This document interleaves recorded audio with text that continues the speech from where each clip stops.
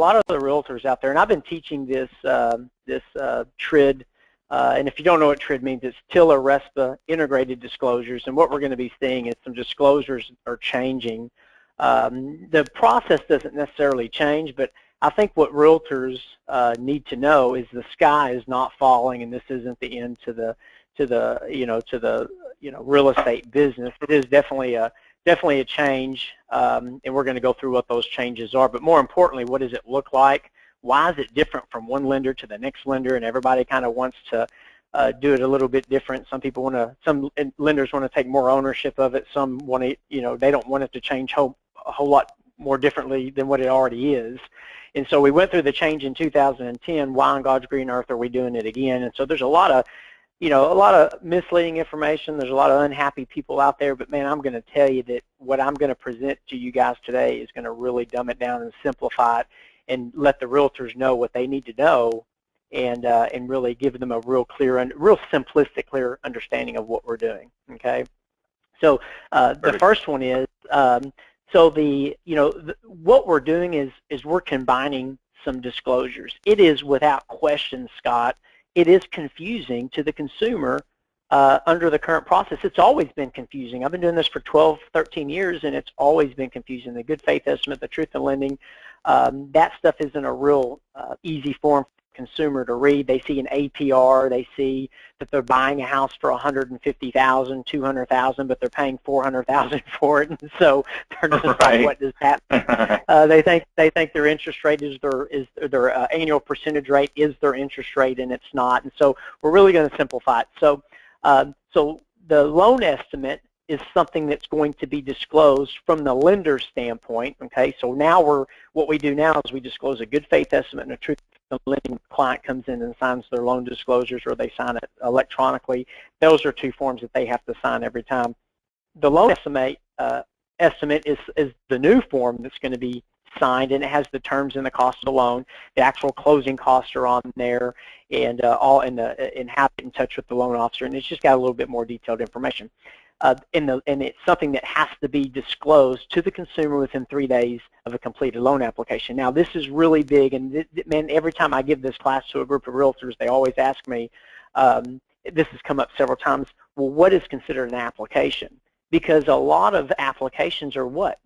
We think, and realtors think too, and a lot of us lending guys, have believed that an application is them going to my personal website or their lender's personal website and filling out an online application.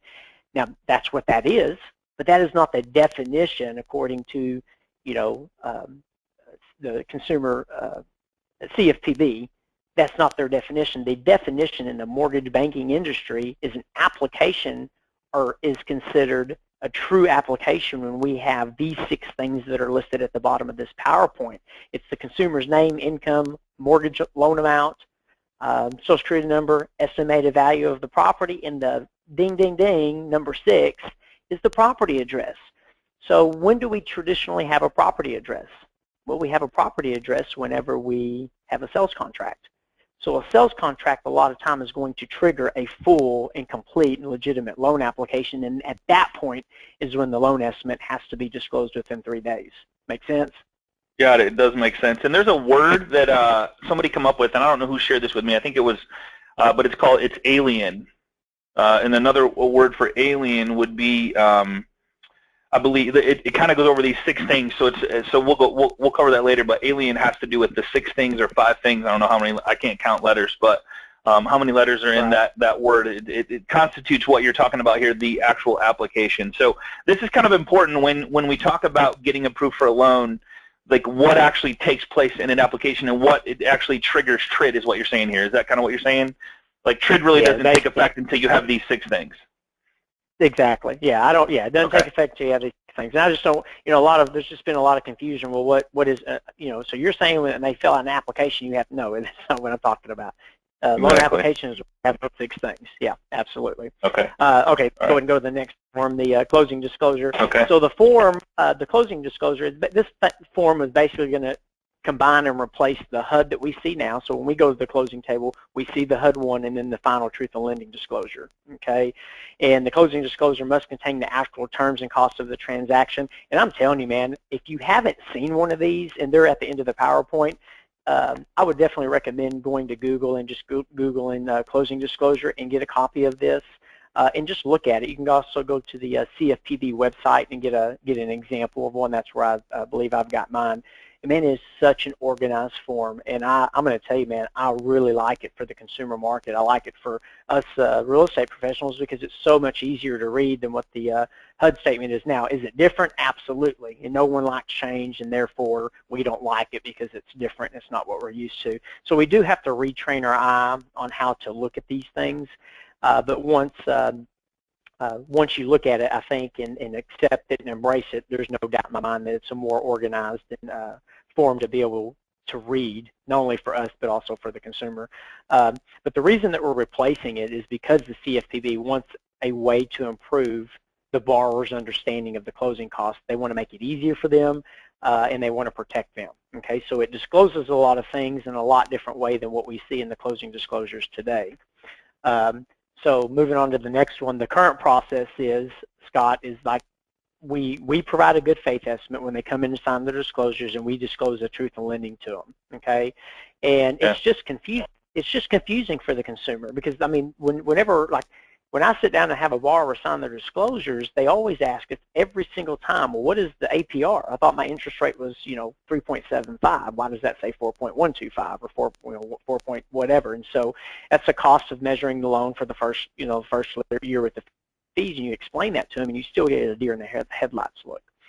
So, right. So what we're going to see is we're just going to see a more organized loan estimate in that identifies the specific property and all of the information that they need as far as the fees listed. They're in alphabetical order, and then they have like subcategories. Okay, so the realtors won't ever see the loan estimate, except maybe at the closing table they may see it, but this is something that's just between the actual lender and the consumer. It's a 3-page loan estimate. It has the loan terms, the projected payments, the closing costs, and then the closing details.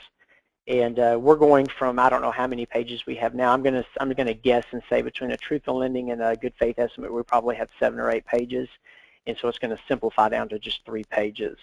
So, because I know, Kenneth, right now there's 4. Like the good faith is 4 pages, which was the craziest thing that I think ever happened in the mortgage industry because none of it makes any sense, and it doesn't even tell you a PITI, which is principal, interest, taxes, and so it doesn't even tell you a true payment. You got to go to another page for that. So what you're saying is it's going from where it was to 1 page that actually simplifies everything like it used to be? Well, it's going to be 3 pages total. The loan estimate would be 3 pages, but the information, but it's going to have all the main information on one of those 3 pages to make it really easy. I can tell you the last page of the loan estimate now, it has like a comparison section of that says in 5 years this is how much you've paid and this is how much of it went to principal. It's going to have the annual percentage rate. Out next to it, it says something along the lines that your cost over the loan is expressed in the rate. This is not your interest rate. It tells them, instead of me telling them and them having to trust the lenders that they're telling them the truth, it says it in writing, so it just simplifies. And then it has like another example. It has your total interest percentage. Well, when you buy a house, if you've ever looked at a truth in lending disclosure, it says like you financed 150 and then you're paying $299,000 after the interest. Well, it doesn't really tell you what percentage of interest you're paying. So now it's going to say, well, now your interest that you're paying on that property is 49%. So they're trying to educate the consumer market to say, hey, you're paying 49% in interest over the life of this loan, whether it's, the example that they use on the loan estimate's a 30-year mortgage. But man, think about that. If a consumer knows they're paying 49, and we're going to see them as high as 69, 70% in interest, think that the consumers are going to be like, golly, man, I'm paying a lot in interest. Maybe I should consider paying this down a little bit faster. And so they put together better. So it's just educating the consumer a little bit more so that they can make proactive steps to making getting that mortgage paid off a whole lot sooner. So what you're saying is you're going to make the when people were in the business when the interest rates are in the teens, this is going to those are going to look good again, is what you're saying. Yeah. Yeah. I don't think that. Yeah, I'm just joking. I'm joking. Yeah, I don't think anybody wants to pay 50 or 60% interest. I know. Certainly want to know. Right. Hey, what's Right. better? Exactly. Right. But moving on, so the current process, like I just mentioned, is the good faith estimate, the TIL, and basically we're just going to see the loan estimates disclosed, and then we're going to see this closing disclosures closed. And this is the thing: everyone's talking about, well, the closing disclosure has to be disclosed to the borrower 3 days before we close, and it cannot change after that. And I think what I hear a lot in the market from a lot of the realtors that I deal with is like, well, what do you get in today's lending environment? Like, if something changes, I've heard some comments. Well, what are you going to do when October 1st rolls around? We're not going to be able to this isn't going to be possible. And there's just a lot of confusion out there. That's not necessarily the case. I can tell you right now that when we issue a good faith estimate and a truthful lending disclosure the very first time when the borrower comes in, I know I'm telling you how my office does it, and I'd venture to say most of the lenders are doing it this way. We lock the loan, we disclose to them, and then we go to the closing, and then we just send it to processing. Nothing's changing as long as you have all of your fees and everything in there accurately, and it doesn't surpass the 10% tolerance. Nothing's changing anyway. So this closing disclosure being disclosed 3 days before closing, it doesn't necessarily have to be disclosed 3 days before. And so everybody's like looking at calendars saying, okay, so we need that closing disclosure disclosed this day so we can close according to the contract closing date. We're going to be sending out that closing disclosure. You can send that closing disclosure 2 weeks before you even are supposed to close according to the contract, right? Okay. It doesn't matter when. So it's so long. So let's break that down into. Right. So let's break that down into layman's terms. So like if I say I take an application, like say I come to your office today and say, hey, Kenneth, I want to buy this house. Here's my contract. Here's the sale price, whatever, blah blah blah. And you could literally give me those costs right now, and then I'm good to go as long as that doesn't change within a given tolerance at the end of the transition 30 days later. That's correct. Yep. That's exactly right. So I can satisfy CFPB today for a 30-day down the road closing, is what you're saying? Yes. Now, if you ask CFPB, they'll tell you. Yeah, but right. The problem. Right. Yeah, exactly. What CFPB is promoting is, well, we should be able to close loans in 60 days or 90 days. Pardon me, 90 days. And I'm telling you, when they say stuff like that, and I'm not beating up on the CFPB, their timeline of when a closing should be done is 90 days. I'm telling you right now, that's not going to work for our industry. That's going to shut down the real estate market entirely shut it down, for everyone, regardless of where you're at. And so we just don't see that happening. But that's realistic turn times from CFPB's perspective. We believe that we can still close loans inside 30 days the majority of the time. Now, with that said, Scott, I'm not saying that the lenders aren't going to have, for the first 30 days as this thing rolls out after October 1, that we're not going to have challenges and a little bit of processes that we've got to tweak some things here and there. I know a lot of companies are going ahead and rolling this out September 1st to go ahead and kind of get the things down and kind of, do some tests within their organization. And we're going to go into a little bit more detail of how this looks from a title company's perspective and what this is going to look like at the end. But I just like to make the point every single time that the closing disclosure isn't any different. It's a different disclosure, but how that stuff is presented to the consumer, so long as the information doesn't change after this closing disclosure has been issued, we shouldn't see any problems. I just think that a lot of people are under the impression that we have to issue that closing disclosure 3 days before the actual closing date, and if we don't, then our closings are going to be delayed. Not going to happen. I don't think that's the case. No, I feel like that we're going to be able to issue those closing disclosures a week and a half to 2 weeks before we're supposed to close, and at that point, as long as your lenders are doing all of their due diligence and getting all of the information prior to issuing that final closing disclosure, nothing's going to change. It's not going to change. Yeah, so what it sounds like is they're changing the terms, like they're not the terms. They're changing the what we call it. So it's going from a good faith to a LE, lending estimate or loan estimate or whatever. They're going from a 4-page to a 3-page.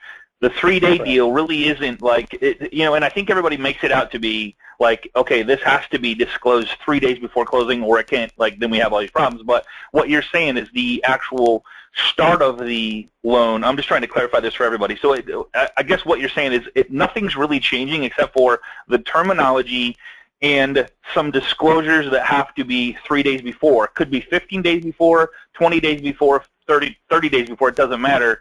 As long as they get to the consumer 3 days before closing or sooner, nothing really is changing, is what you're saying. That's correct. So long as your lender is doing all the due diligence and getting all the information that they need in a timely manner, and the realtors have to participate in this, the title companies have to participate in this, but what's important to know is that the CFPB has left, and this is Wells Fargo's deal. Wells Fargo has money and lobbyists to kind of bend the law to their favor, and so Wells Fargo is really ramrodding this change and wanting to take over this part of the industry, I guess. And so they were kind of the big advocate for it. We need to be able to do this and all of that. I can tell you right now, every lender that I've spoken with, I haven't had one person tell me, oh yeah, we're excited about this, because we're not. Right. Wells Fargo, right. They originate less than 30% of the originations nationwide. It's the mortgage bankers and the mortgage brokers that are originating 80%, 70, 80% of the originations. Wells Fargo is just an example of a big servicer who has a lot of money, who has a lot of power. And so we see this happening in the industry, and we don't want it either. We don't want to have to be responsible for the seller's information and making sure that the title company fees are on there and all of that stuff. So there's been a lot of talk about the details of what that looks like, and we're going to go over that in just a minute. Okay, we're going to get there, but I just want to make it. I just want everyone to know, hey, we're not excited about it. We don't want all this extra responsibility, and we have privacy issues. I mean, there's a big conversation going on right now about privacy. How are the realtors going to get the information that they need to do their part?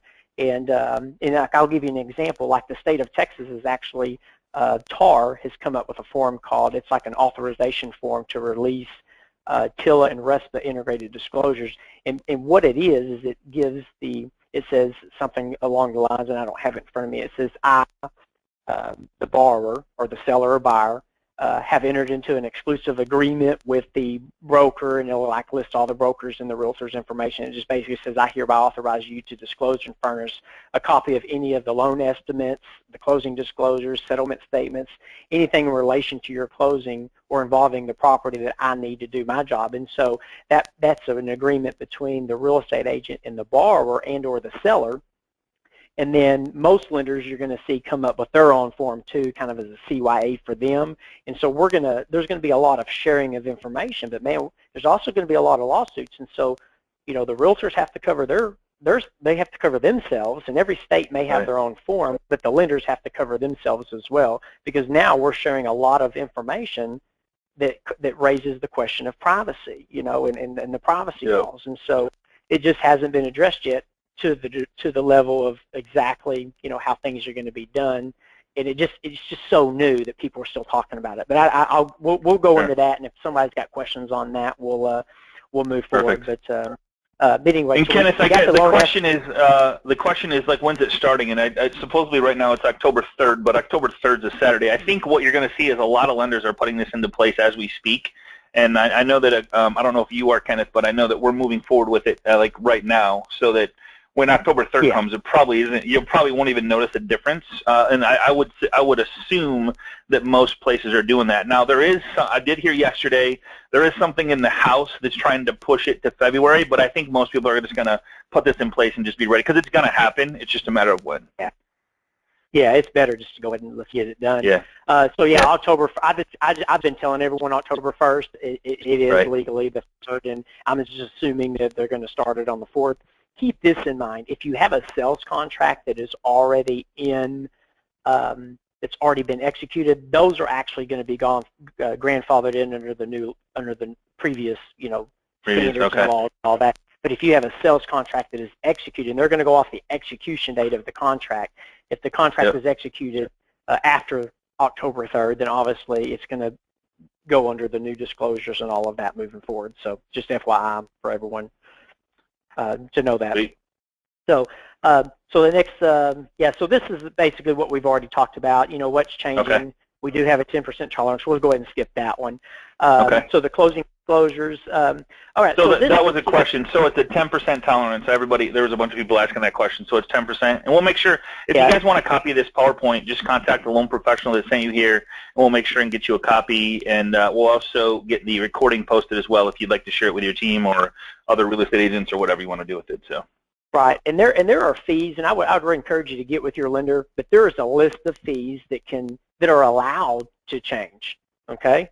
That aren't part of the fees that can't exceed that 10% charge. But keep something else in mind too. The APR cannot change more than 8%. Okay. An 8. Now, okay. Yeah, 8%. So the current rule is that if it goes up or down, even if it benefits the borrower, right, and it goes down at 8%, then we have to reissue a good faith estimate until. It's a silly law. It doesn't even make sense. I'm benefiting my borrower, but I have to redisclose and then wait 3 days to close. Because a lot of people, guys, we have to redisclose the truth of lending in the good faith estimate today, and we have to do it 3 days prior to closing. It's nothing different than what we're going to be doing. Okay, got it. Yeah, it doesn't make sense. So just a different form, and so the new rule, if it goes down an 8%, we don't have to redisclose, which that was a big argument with CFPB, or a debate. It wasn't an argument, it was more of a debate on whether they should keep that or do away with it, and they agreed that since it was benefiting the borrower and it goes down, we don't have to redisclose.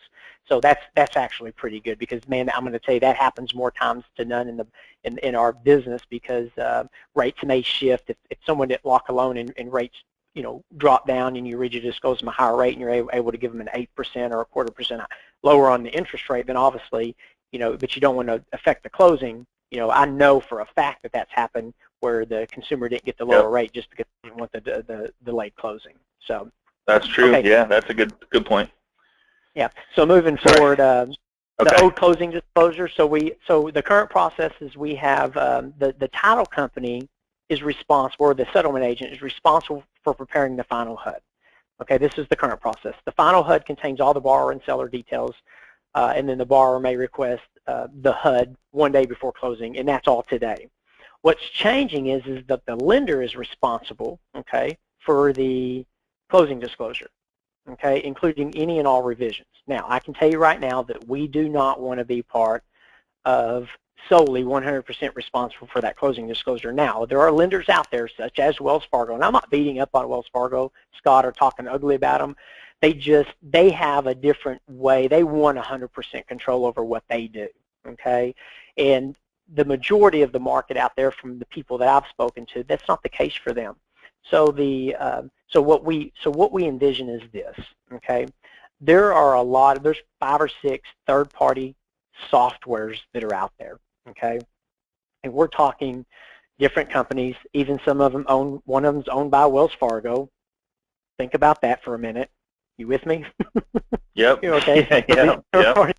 These third-party companies are out there, and Wells Fargo and somebody else, I think, jointly own like one of the biggest ones. And so these third-party softwares is this.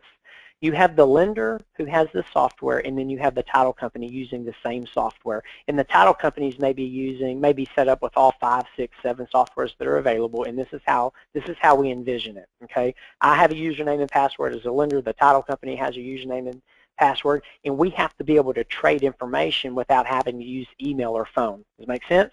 Because if we're sitting there emailing and using phone, and me as the lender trying to gather all this information, I need the seller's payoff. Well, I don't want to mess with that. Why don't we just traditionally let the title company handle that? And keep in mind, this is lender discretion, and it's going to be different from one lender to the next lender to the next lender. And that's why it's important to find you a local lender. Find a local lender that you like, know, and trust. Get with them now. Have a meeting with them, and figure out coffee, lunch, something, and figure out how they're doing it, so you can set yourself up and understand, from a realtor's perspective, what do I need to do to have a successful transaction. But this is what we're going to see. This is what we envision. We want the title company to plug in their fees. I don't know what the title company fees are, and I don't want to have any, as a lender, I don't want to have anything to do with their fees, nor be responsible for them. So there are certain sections of this closing disclosure that the lenders will decide what they will do versus what they're going to allow the title company to do.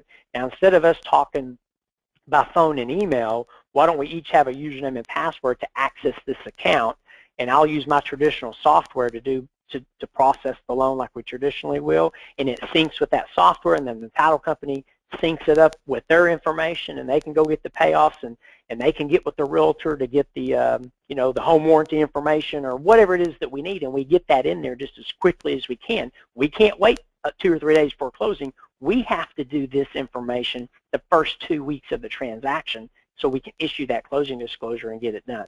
Does that make sense to you, how I just explained that?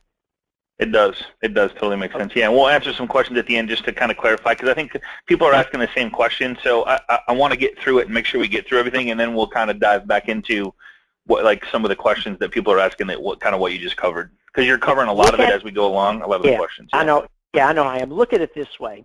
It's the same process that we've always done, chronologically in a different order with some new forms added. Make sense? There you go. So things that the title company would normally do, they got the lender doing. Things that the lender would normally do, maybe the realtor's doing, and vice versa. And so it's the same process, it's just in a different order. And so we have to kind of like pause for a minute and say, okay, who's doing what and how quick do you need it? That's what we need. And and there's just a lot of stuff, like the payoff, the title company fees, the home inspection, the pest inspection.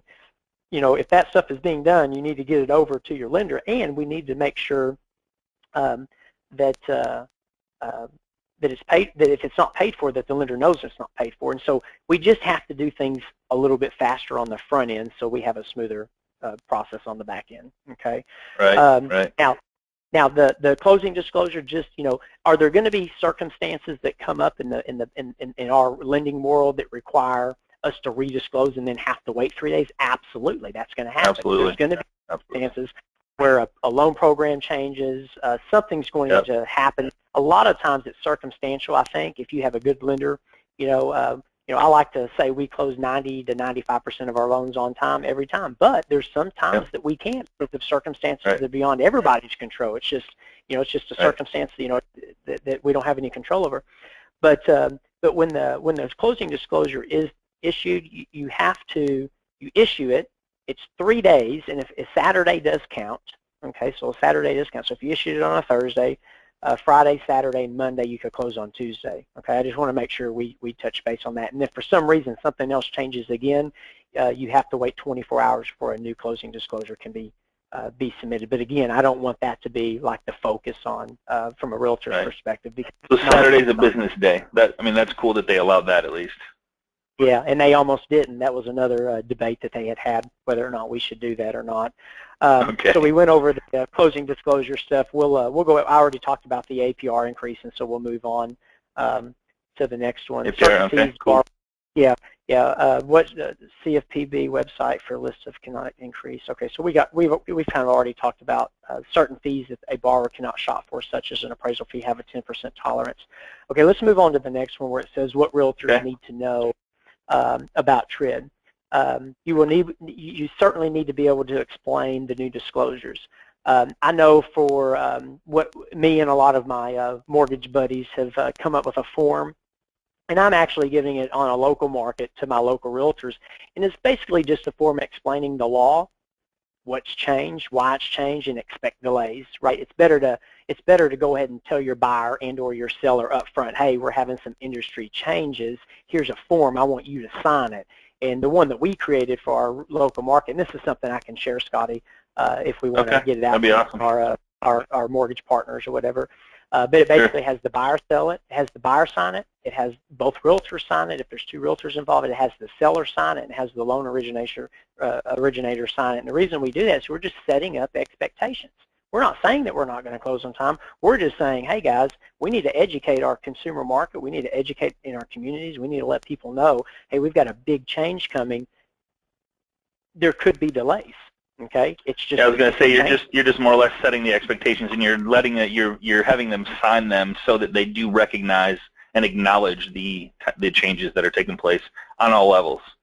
So more or less, instead of just saying it, going, here's what's happening, you're actually going, hey, please read this and accept it and sign it, right? I mean, that's really what this boils down to, which I think expectations is everything. Nobody gets upset at a closing if everybody's on the same page. It's when surprises happen. I think everybody on this call would agree with me, and there's a lot of people here, is when you're not updated on a weekly basis, daily basis, when there's changes taking place or something happens where you can't hit that closing date. I think it's just setting the right expectations and letting everybody know so you don't have a moving truck sitting in the parking lot on Friday at 5 o'clock and you can't close, you know?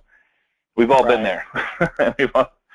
Yeah, we've heard, and we've heard some of the, like some of the bigger lenders and some of the online lenders, and I'm not trying to beat them up either, but their processes are going to be completely different than what it's going to be for that 80% of originators out there originating 80% of the business. It's just going to be completely different. So I can't stress enough that you need to get a local lender on the phone and figure out what their process is going to be. And I know realtors can't steer people away, but they might want to educate them to find a local lender and give them, give them a good, a good reason behind it. Hey, we've got some industry changes. Some of these bigger lenders are doing things a little bit different, and they are. And I don't want to get into any scare tactics here, but like Wells Fargo, they have a couple of floors of people that are going to be making these changes, and they're just not going to have the same urgency as a lender is going to have locally. Okay, that's basically what you're going to see. So most lenders will be providing the final closing disclosure. That's true. Okay, we want to issue that closing disclosure as quickly as we possibly can. We don't have to wait till the third day, and all that before closing to get that done. But we want to make sure it's being done, when the file is either approved in underwriting, or just a couple of days after that, because nothing should change. By then, you should be able to have all your information to be able to issue that. Escrow will no longer be responsible for providing this to the borrower. Let's talk about the elephant in the room, Scott. Yep. So there's two things, okay? The sales contract has a closing date on it, and that closing date says it's on or before this day. Now that agreement is between the buyer and the seller, right? So that's the contract that we're looking to close. The first thing I want to say is after October 3rd, it would probably be beneficial for all agents to write contracts for 45 days just to be on the safe side, okay? Write your contracts for 45 days, at least for the first couple of months until you feel comfortable. It doesn't mean that you can't close sooner. It just means that you're setting up expectations.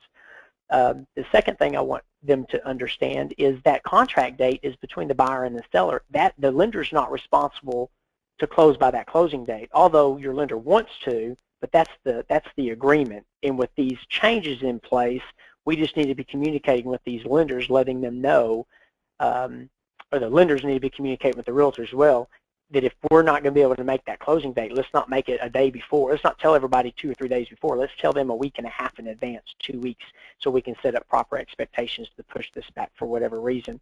The other point I was wanting to make is the elephant in the room.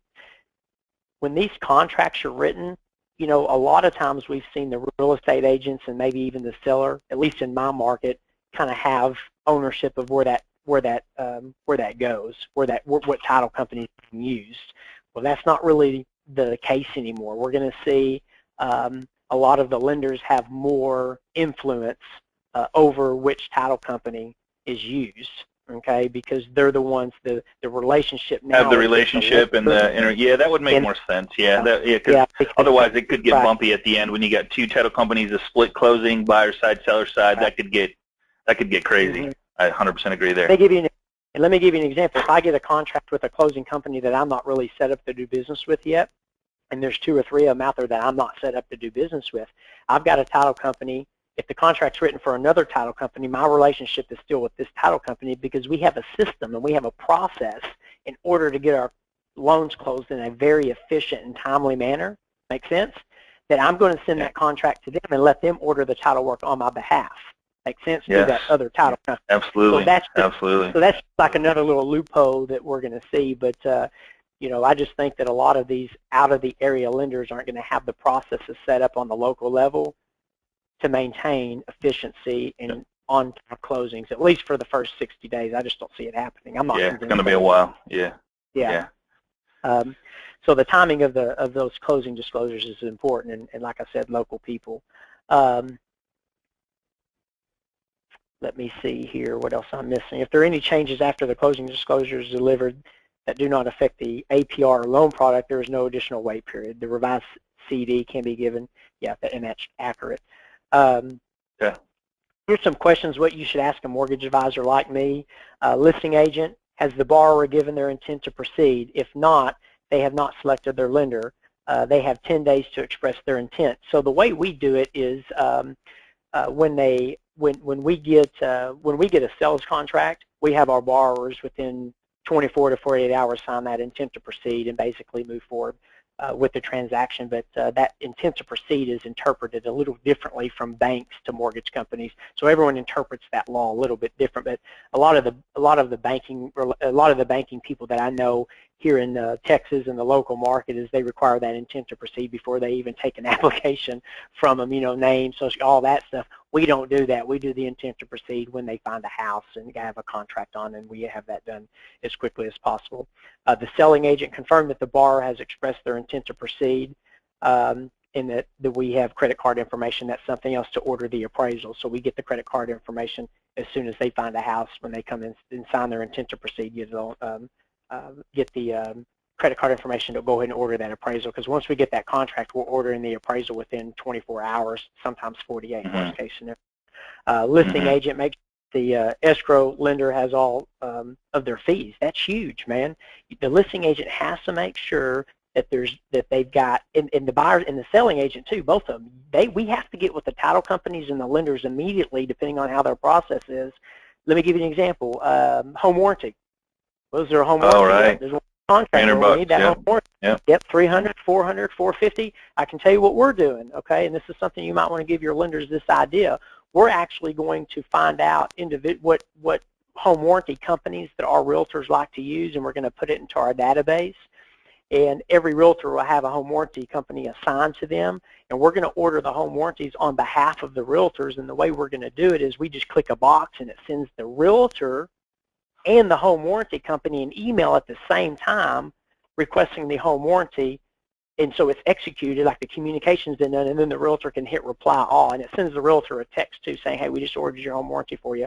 And then if there's any changes or anything that needs to be communicated, the realtor can take that text or that email and say, oh, we changed it from 350 to 450, or hey, I'm going to pay the additional amount, or whatever the case is, whatever it is. So that's just an idea that we came up with that we're going to do for our realtor partners. So more or less just assume it. So more or less just assume some of these things and then discount them at there, like take them off at the end if you don't do them. Exactly. Yeah. Just so, because if you go down, there's no new CD, is what I'm hearing, right? So if I say home inspection, pest inspection, whatever, and then I go, whoop, we didn't do a home inspection, we didn't do a pest inspection, take those off, that's better for the borrower, which means no new CD. That's correct. Well, yeah. Okay. Well, and most lenders aren't going to disclose it unless it's an actual item that they're going to need. I know most lenders don't put home inspection on the actual, or even the pest inspection. Some do. It's just a preference. I prefer not to put those two things on there. I like to have those paid outside of closing, especially if it's not required. Now, pest inspection is required on a VA loan, but it's not required, and I don't like our underwriters to get to see that information because it could sometimes open up a can of worms, and we just prefer to do it that way.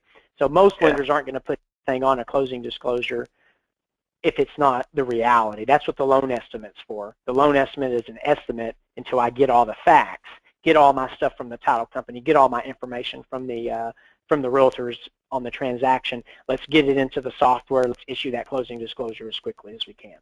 Here's a great question I want to take right here. Jay, I appreciate you saying this. So if there's a repair to be done or a home warranty being changed, and it does not affect the APR loan program, can they be added or changed after the CD has been issued? So the right answer for me is I don't know, but I'm pretty sure that if it doesn't change, I know for sure if it's not an APR fee, then it's okay. So yeah, so so he's right in that regard. I'm pretty sure that he's right in that regard. Okay. If it doesn't, if it's not an APR change, it wouldn't be an issue. All right.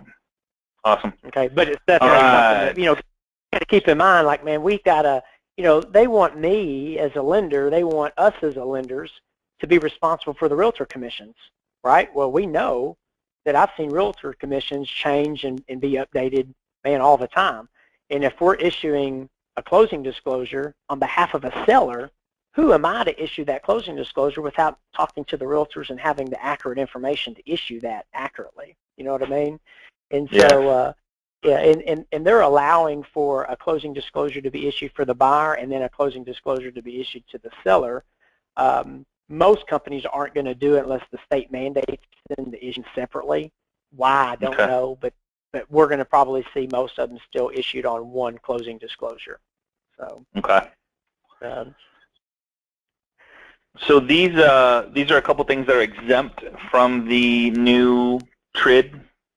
Yeah, home equity as of right now, as of today. Yeah. As of right now, yeah, they don't apply reverse mortgages, mobile homes, commercial loans, and anything that's kind of a unique property, you know, a houseboat or something like that. So, cool. And then on the next one, it just says what realtors need to know about TRID. After the closing disclosure is issued, try not to change anything. If you do change something, notify the escrow and lender immediately so we can make sure that we issue a new closing disclosure if it is something that's going to affect the numbers that we need to have accurately on the closing disclosure. Definition of business days, we talked about the Saturday does count. Yep. It means all calendar days except for Sundays and legal public holidays.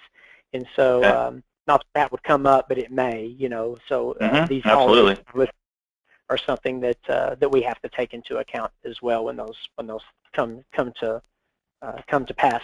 Now, let's look real quick, and again, I can't encourage everyone on the call to Google the loan estimate and the loan disclosure, or just get a copy of this PowerPoint. But if you look at the loan estimate on the next page, Scott, let's look through this, because this is really a good thing. It has the loan estimate titled, and it has the borrower's information. The loan amount is there, the interest rate, the monthly principal and interest. It has prepayment penalty.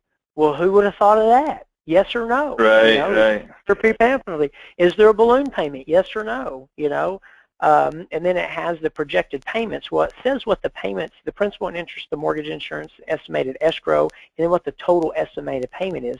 Guys, I can't emphasize, you know how clear that is compared to what we disclosed to them now? Oh my God, that's amazing. Yeah. That's a lot, so much easier.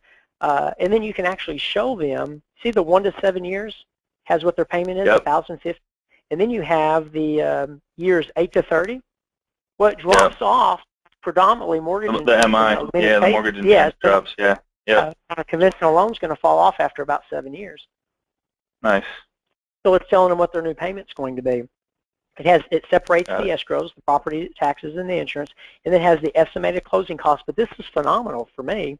Includes $5,600 in loan costs, and this is just a CFPB example. This isn't my example or anyone else's example. This is just what they've written up for themselves, and then $2,300 in other costs, such as more likely the prepaids. And then estimated cash to close. It has the total estimated cash to close. And you go on to the next page, and then it just breaks everything down into all the details that every consumer will see. Yeah. And it's bullet point. It's organized. It has the origination charges. Okay. It has the services you cannot shop for, or that you can shop, and then the services you can shop for. Okay. And then it has taxes and other government fees. It has the prepaids. Initial escrow payment at closing. It breaks it out separately. And then it's just easier on the eyes from a consumer standpoint. It is easy, yeah. It's really nice on the eye, right on. So this and then again, it breaks down your, this is awesome. Yeah. So this is what the lenders are going to be sharing. And look on the next page, man. This is what I was talking about earlier. It has a comparison. Hey, in 5 years, you're going to pay $56,582 in principal, interest, and mortgage insurance. Well, check this out. You're only going to pay $15,000 in principal, right?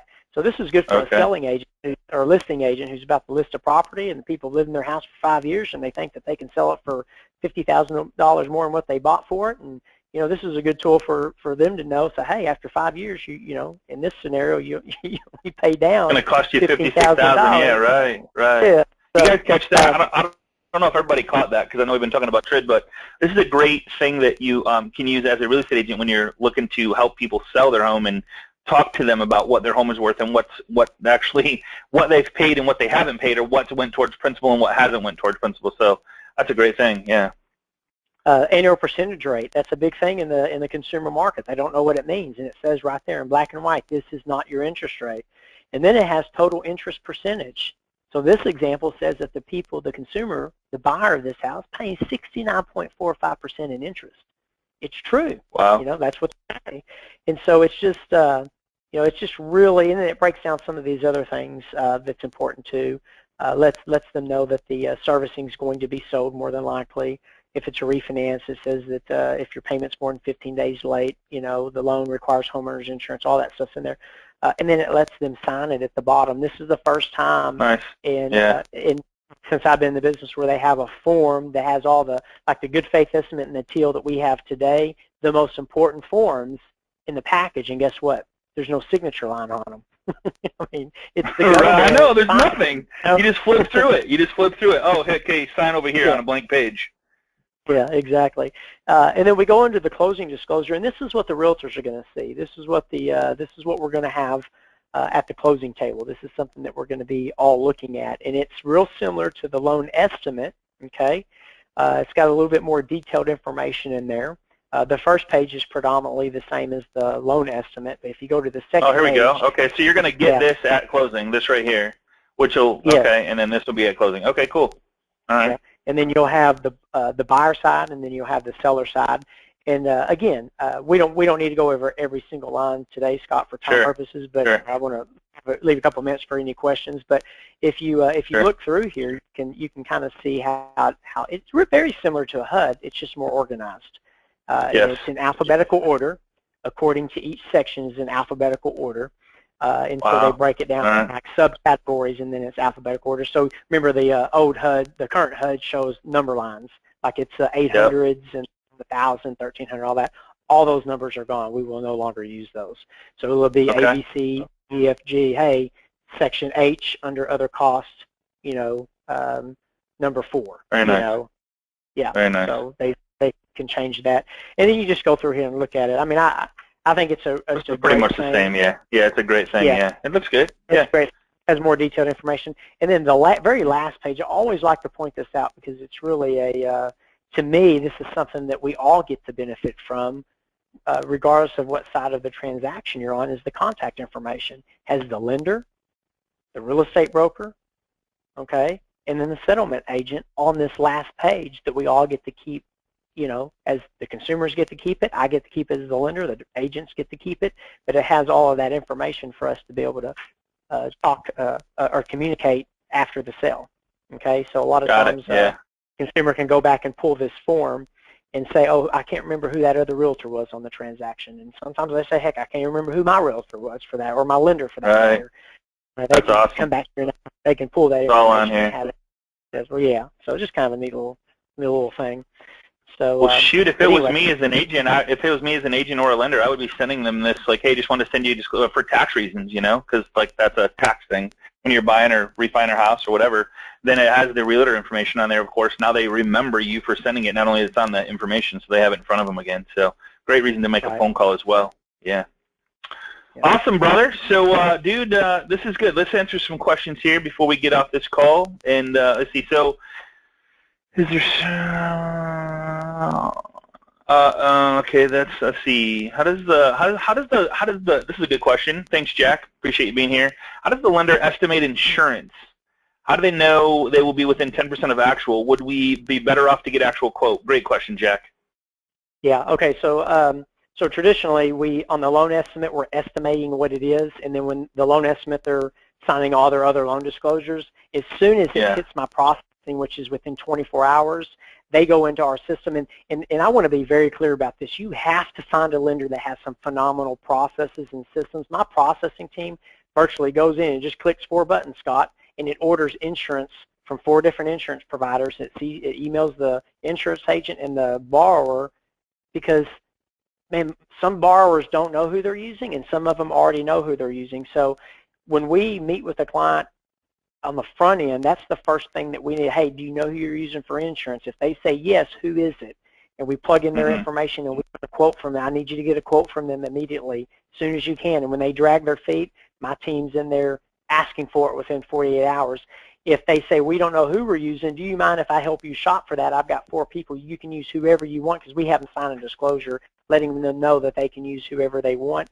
And then they basically say, yes, help me shop for insurance, and then those 4 insurance companies will just call them and try to quote their insurance. Once they get the quotes, they send them to my office. But the loan estimate is just estimating it to go ahead and get the file into processing, and then we'll update it before we issue the closing disclosure. We're going to have insurance. Who do you use insurance? I'm going to know that before we issue that closing disclosure. And most lenders, I think, that not all of them, but I mean, we all know there's a lot of knuckleheads out there, but I think that there's a lot of good professionals and lenders out there that will hopefully have a process in place to get that done up front. Cool. And Jay, I appreciate you saying this. Just so you guys know, make sure that they know the 69% in interest is divided over 30 years. So just wanted to clarify that. So DS is saying, so you're saying you're helping your agents by paying for the home warranty up front for them. No, we're not paying up front. We're just putting it as a cost on there if it's being done, I would assume, right? I don't know if I'm saying that right. So it's not that it's being paid for. It's just that if you don't have the cost in there and then you add the cost after the CD goes out, the CD has to be redone, I would assume. Is that kind of? That's correct. So you're being proactive on it. So you're being proactive. Okay. That's exactly right. Because there's been, realtors know this. They've sometimes they forget to put. I've seen them forget to put it in there, negotiate it after the fact because repairs or something came up. Well, we want a home warranty now. Okay, things change, man. We know that, and all we're saying is lenders, when those things change, we need to know up front, and we need it ASAP, because just because you put $350 on the contract, maybe the realtor wants to. Maybe they had a verbal agreement with their buyer to pay $450 for one. I don't know. There's a thousand different scenarios we've seen. We just want to go ahead and get it ordered. I want the receipt. I want to know exactly, as a lender, I want to know exactly what that invoice is going to be, so we have it ahead of time and we're not waiting till the very end, because that's fine. The way that we've done it, that's the way we do it, man. I've seen order the home warranty the day of closing. Oh yeah, I need to get that ordered. And they do it the day of. Right. It's not good. Yeah. And that's fine. That's how we've always done it. And there's nothing wrong with it. But under the new change, then we need to go ahead and have that. We need to have that done like probably the first 2 weeks tops. We can ask. Here's a question from J40. Says, is the home warranty an APR fee? Which I believe I don't know how to answer that. I'm pretty sure it's not. I'm 99.9% certain that it's.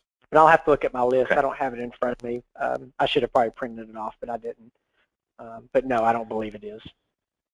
Hey, Susie, you're more than welcome there, my friend. Appreciate you being here. Hey, Megan, awesome. Thanks for being here.